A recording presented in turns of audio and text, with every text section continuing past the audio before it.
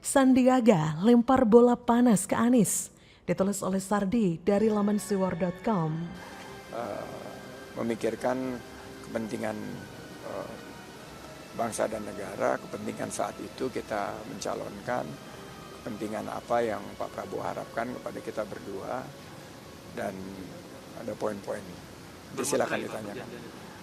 Perjanjian itu sih legal kan, ada tanda tangan bertiga dan seingat saya ada materainya ya. Karena dia yang mendraft dan dia yang nulis tangan itu. Oh gitu? Ya, dan menurut saya Bang Akbar bisa mengundang dia. Karena dia yang pasti ingat lah, karena dia yang menulis. Yang kita tanda tangani bertiga. Saya akan undang Mas Fadlizon, sahabat saya, karena memang sudah janjian. tapi kalau boleh... Gak tahu dia berani gak ngomong tentang itu. Tapi rasanya lebih pas dia yang menyampaikan. Karena dia yang terus terang waktu itu sempat ada kebuntuan. Okay. Dan sosok Fadlizon itu yang mungkin cukup sentral untuk akhirnya melihat, merumuskan dan meramu dari tiga kubu itu. Waktu itu kan ada saya, ada Pak Prabowo dan ada Pak Anies. Dan dia yang meramu itu dalam sebuah perjanjian yang dia tulis tangan sendiri.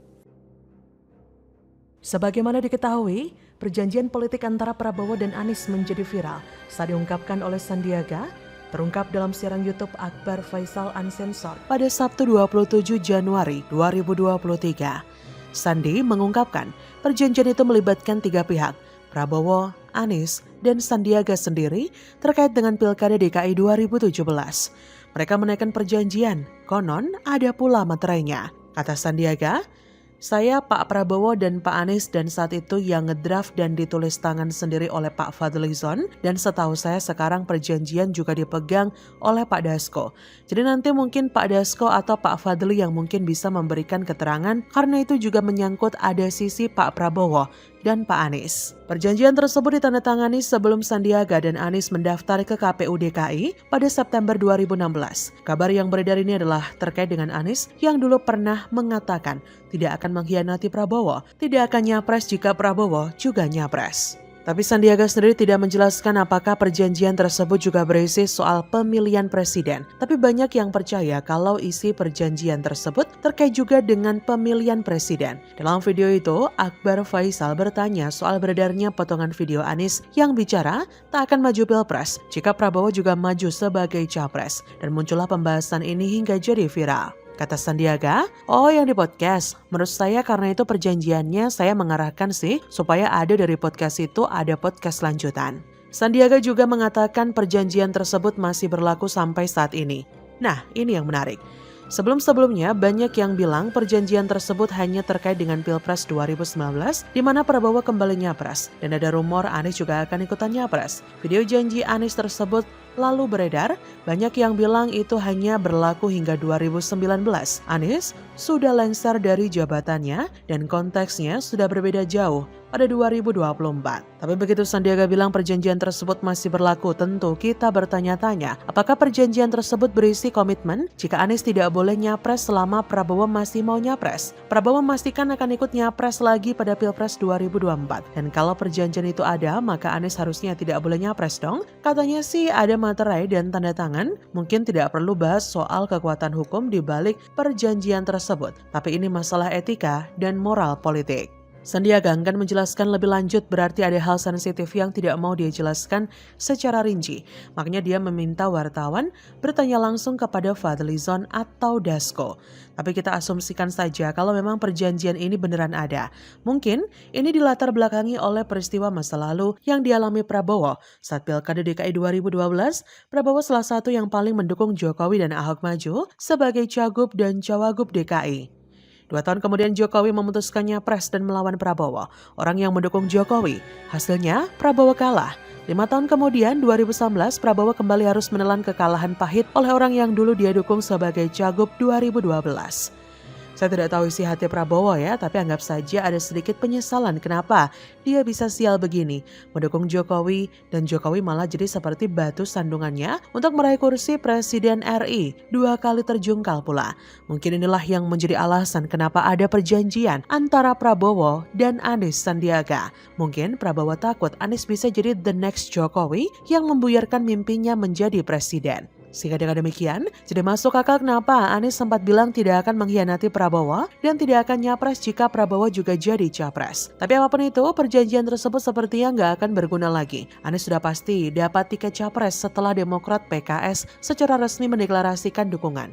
Angka 20% tercapai. Anies bisa maju dan bebas menentukan cawapresnya nanti. Dengan demikian, jika tak ada aral melintang, Prabowo akan melawan Anies dan satu lagi calon dari PDIP. Kemungkinan sih ada 3 paslon nanti. Banyak yang bilang Anies tidak punya etika terkait ini. Ngapain bicara etika? Janji manis kepada warga saja bisa dia ingkari kok dengan mudah. Mau jadi presiden cuy, bagaimana menurut Anda?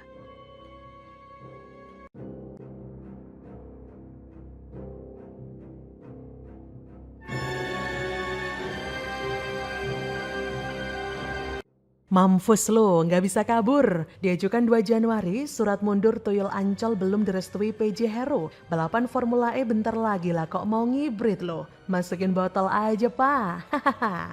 Tadi kan menghambur-hamburkan uang rakyat. Angkanya dari 1,2 triliun turun menjadi 560 miliar untuk 3 tahun. Guys, ini adalah komisaris BUMD Pembangunan Jaya Ancol.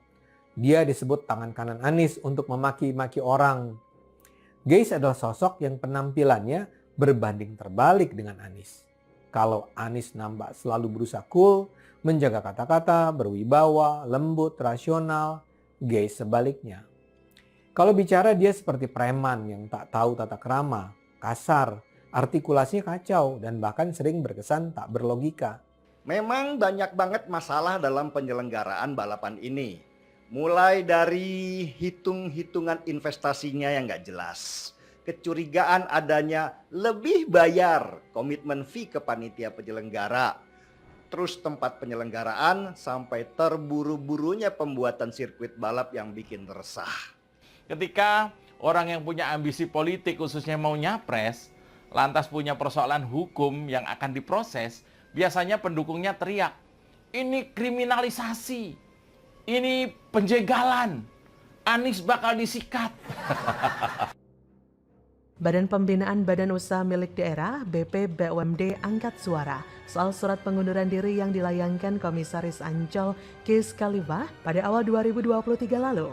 PLT Kepala BP BUMD Fitria Rahadiani mengatakan surat pengunduran diri salah satu loyalis Anies Baswedan ini akan dibahas terlebih dulu dalam Rapat Umum Pemegang Saham atau RUPS. Ia berkata, terkait pemberhentian atau pengangkatan Dewan Komisaris sesuai dengan aturan yang berlaku ya dan akan diputuskan dalam RUPS.